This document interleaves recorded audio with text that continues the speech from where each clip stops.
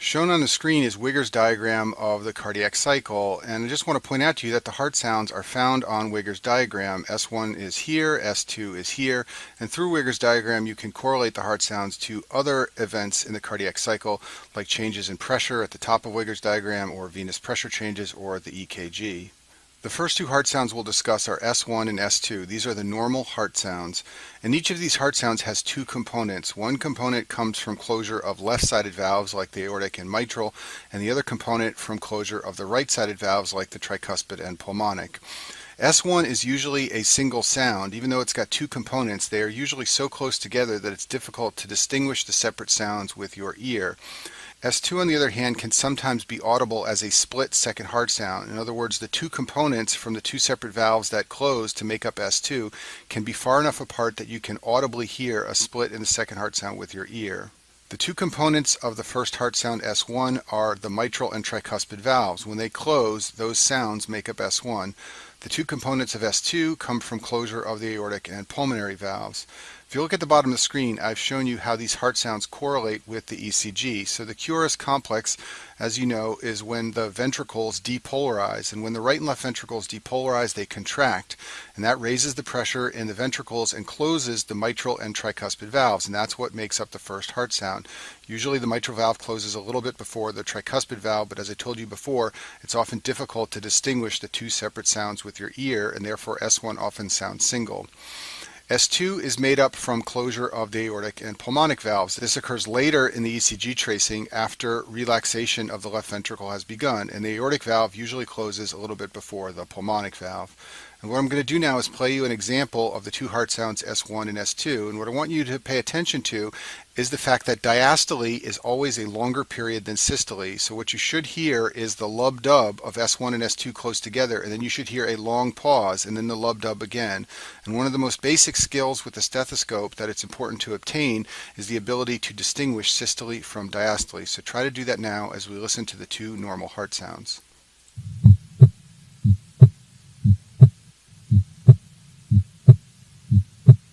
As I mentioned before, there are a number of situations where the two components of S2 separate in time and you are able to hear the splitting of the second heart sound with your ear. So let's go through these in the next few slides. So the first type of splitting that occurs in the second heart sound is called physiologic splitting. When you inspire and take in a breath of air, you lower the intrathoracic pressure, and this is transmitted to the right atrium, so there's a slight decrease in right atrial pressure. This draws more venous blood into the heart and increases venous return. What you always want to remember is that inspiration increases venous return. What this means in terms of the heart sounds is that there's going to be more blood in the right ventricle that has to be pumped out before the pulmonic valve can close. This means that the closure of the pulmonic valve is going to be slightly delayed. So let's look at this drawing on the screen. During exhalation, we've got aortic valve and pulmonic valve closure close together for the second heart sound. Usually you can't hear the two components. When the patient inspires, if you're listening to the heart, you can then hear the components separate in sound. This is called physiologic splitting of the second heart sound. It's caused by an increase in venous return that delays closure of the second heart sound by about 50 milliseconds, which is usually enough that you can appreciate it with your ear, and thus the second heart sound goes from single to split on inspiration. And I've got an example of that I'll play for you now. The first few beats are with exhalation, and then the patient inspires, and you should be able to hear the splitting of the second heart sound.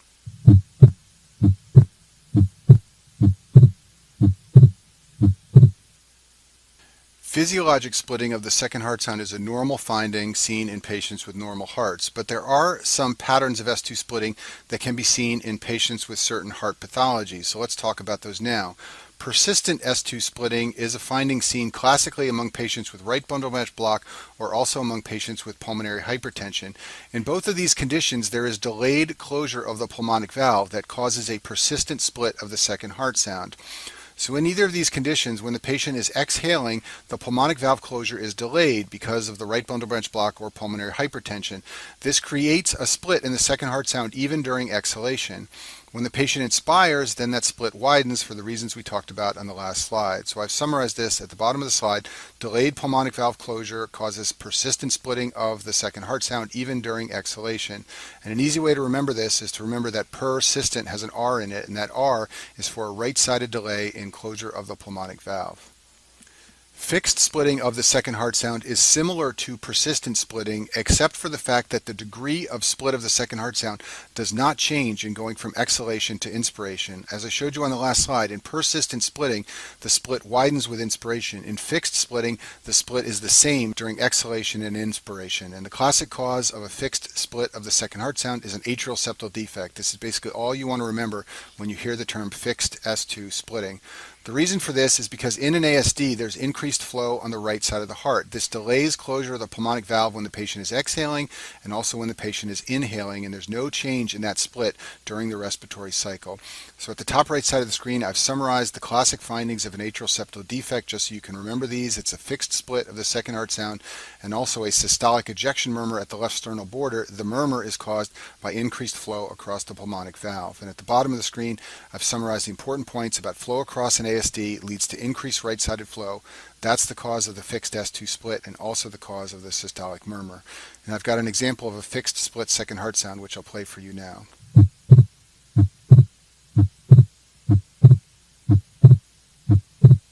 The final abnormal pattern of S2 splitting is called paradoxical splitting.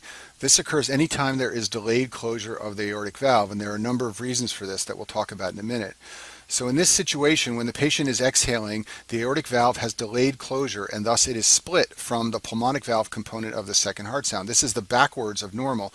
Normally the aortic valve closes first and the pulmonic valve closes second. But in this case, we have pathology causing the aortic valve to close late, and thus a split is present in S2 at exhalation. When the patient takes in a breath, then the pulmonic valve closure is delayed for the reasons that it normally is in physiologic splitting. This brings the two heart sounds together. When you're listening to the heart, what you will see is a paradoxical split. You will see no split during inspiration, and you will hear a split during exhalation. This is the opposite of what's normal, and therefore it's called paradoxical S2 splitting. So what could cause delayed closure of the aortic valve and paradoxical splitting? Well, first of all, there are electrical causes. If a patient has a left bundle branch block or a pacemaker, which paces the left ventricle from the right ventricle, this will cause delayed closure of the aortic valve, and that can cause paradoxical splitting. There are also mechanical causes. These are processes that delay blood flow out of the left ventricle and therefore delay the closure of the aortic valve. This includes systolic heart failure, aortic stenosis, and hypertrophic cardiomyopathy. And an easy way to remember the causes of paradoxical splitting is to remember that paradoxical ends in L, and that L is for a left-sided heart delay in closure of the aortic valve.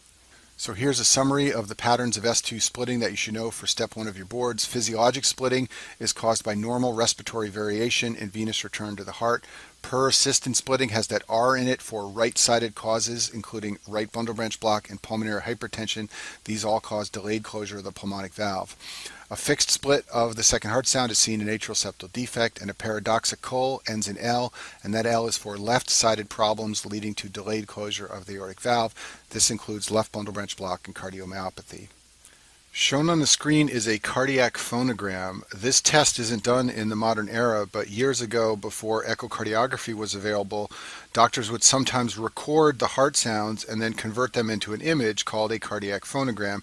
And this made it much easier to discern splitting and other features of the heart sounds that are much harder to appreciate in the modern era using only your ear. So for example, at the top of the screen is a phonogram of a normal S1 and S2, and you can see that the components of the two heart sounds, S1 and S2, are very close together, thus they appear to be a single structure in the image. This would be an S1 and this would be an S2. At the bottom is a phonogram of a patient with a fixed split S2, and you can see that the second heart sound shown right here clearly has these two components indicated by the two lines. So cardiac phonography, when it was used decades ago, made it much easier to discern the changes in the heart sounds that are much harder to do in the modern era using only your stethoscope. A loud P2 is a finding that is classically seen when there is pulmonary hypertension due to any cause. What people mean by a loud P2 is that there is a loud pulmonic component of the second heart sound S2, and anytime there's high pressure in the lungs, there will be forceful closure of the pulmonic valve, and this will lead to a loud P2. So for example, someone with left-sided heart failure can have a loud P2. Someone with primary pulmonary hypertension can also have a loud P2. And clinically, the way people often identify this finding is that normally you shouldn't hear the second heart sound very loud at the cardiac apex because that's far away from the pulmonic valve. And if you can hear it out here, people often say it's loud. Moving on, let's talk about the third and fourth heart sounds, S3 and S4. These are both usually pathologic or abnormal heart sounds, in contrast to S1 and S2, which are the normal heart sounds. S3 and S4 occur in diastole during filling of the left ventricle, and they are both low-pitched sounds, and low-pitched sounds are heard best with the bell of the stethoscope. This is a picture of a stethoscope here. The flat part is called the diaphragm, the circular part is called the bell, and that's best for hearing low-pitched sounds, which include S3 and S4. S3 is an early filling sound heard in early diastole. That means it's close to S2, as shown in this drawing on the screen. S4 is a late diastolic filling sound, therefore it's heard very close to S1. S3 is commonly heard in acute heart failure. When patients have high left atrial pressure, that high pressure causes rapid early filling of the left ventricle in diastole. And the way you can think about this is the high pressure in the left atrium just forces blood down into the left ventricle. The blood slams into the wall in diastole, and that causes the S3. And this has been shown clinically in studies where they have associated the presence of a third heart sound with high left atrial pressure and high left ventricular end diastolic pressure. These are both findings seen in acute heart failure. Some people say that patients with heart failure are pushers, meaning that they push blood into the left ventricle, and for this reason they get an S3. And an S3 is a very specific sign of high left atrial pressure. When I'm evaluating my heart failure patients, I listen for an S3. If I don't hear one, that's a good thing. I know that they are well compensated. If I do hear one, I worry that they're going into heart failure. Now, one thing you need to know about S3 is it is not purely an abnormal sound. You can sometimes hear this in normal hearts. The two situations where this can be heard normally is in young, thin patients, usually under 30 years of age, or in pregnant women. These two groups of patients are suckers, so they have very vigorous left ventricular relaxation, and that also pulls blood rapidly into the left ventricle and causes an S3, but not because of any type of left ventricular pathology. I mentioned this before, but S3 is best heard with the bell. It's also best heard if you ask the patient to lie in the left lateral decubitus position. This is an example of a woman shown in that position on the screen. When patients lie on their side and you listen to the heart with the bell of the stethoscope, it's often easier to hear S3. It's also loudest at the apex, the same place where you listen for mitral regurgitation murmurs. And now I'll play you an example of an S3. Try to listen for a heart sound that comes right after S2. Some people remember this sound as following the pattern of Kentucky, so it's Kentucky. The Ken is the S1, the Tucky is the S2 and S3 together.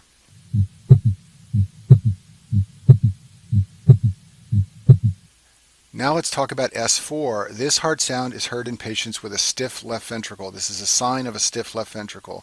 You can hear this in patients with long-standing hypertension who have left ventricular hypertrophy.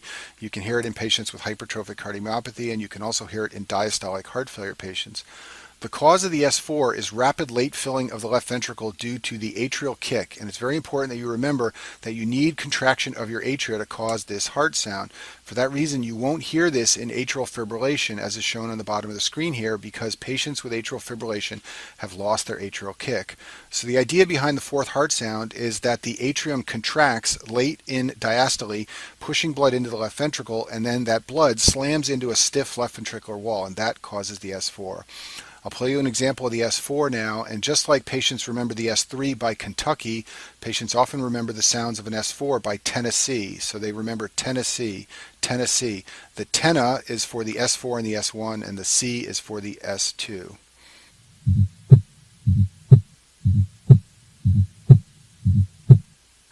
When we say that someone has an S3 or an S4, we are usually trying to describe a problem in the left side of the heart, but you should be aware that there are so-called right-sided third and fourth heart sounds.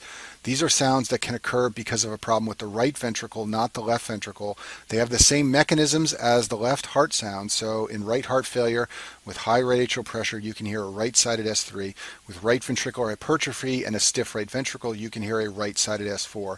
These sounds are very difficult to auscultate at the bedside, but in board questions, you may read about a right-sided S3 or S4, and you need to be aware that they're talking about a problem with the right heart in that situation. The last topic for this video is systolic clicks. So systolic clicks are sounds that can be heard in systole, obviously, and this differentiates them from the extra heart sounds in diastole like S3 or S4. There are two systolic clicks that you need to know for step 1 of your boards. The first type is called an ejection click. This is called an ejection click because it occurs early in systole when blood is being ejected from the left ventricle. Importantly, it occurs before the carotid pulse. So if you're listening with your stethoscope and you have your fingers on the patient's carotid pulse, an ejection click will be heard before the carotid pulsation, and the cause of a systolic ejection click is a bicuspid aortic valve. A non-ejection click occurs late in systole after the carotid pulse, and the cause of this finding is mitral valve prolapse. So now let's talk about mitral valve prolapse. In this condition, there is stretching or billowing of the mitral valve leaflets above the valvular annulus. If you look at the bottom right side of the screen, on this drawing, this is a normal mitral valve. So you can see that the leaflets come together basically in a flat line at the level of the mitral valve. That's called the mitral valve annulus. In a patient with mitral valve prolapse, those leaflets are stretched and they billow up like a parachute into the left atrium. That is called mitral valve prolapse, and that is what causes the non-ejection systolic click. You should be aware that mitral valve prolapse often leads to mitral regurgitation. You can imagine that these stretched leaflets break down over time and the valve starts to leak. Also, sometimes mitral valve prolapse can cause one of these cords to suddenly tear, and that can lead to the abrupt onset of mitral regurgitation. The oscillatory finding of mitral valve prolapse is a systolic click, like I mentioned on the last slide, and don't confuse the systolic click of mitral valve prolapse with the opening snap of mitral stenosis. The opening snap is in diastole, a systolic click of MVP is in systole. And when I was a student, I always got these two things confused, so the way I remembered it is by the mnemonic I've written on the slide here. I just remembered that the two mitral valve disorders were not prolapse and stenosis, they were proclick and steno snap. Use that if you wish. The murmur of mitral valve prolapse is one of the hardest murmurs to identify just from the oscillatory findings. There is a systolic click like we talked about before, and then this is followed by the murmur of mitral regurgitation, because remember, MVP almost always leads to some degree of mitral regurgitation. In a board question, you're going to need help from the question stem to recognize this murmur. Most often, mitral valve prolapse will be described in either a young woman or a patient with Marfan syndrome. Those are the two classic demographics to develop this condition. But I'll play the murmur for you now so that you've heard it at least once. What I'm going to do is first play the S1 and S2 with the murmur of MR. That's all you're going to hear for the first beats, and then I will add in the click so that you can hear everything together, the S1, the click, the S2, and the murmur of mitral regurgitation.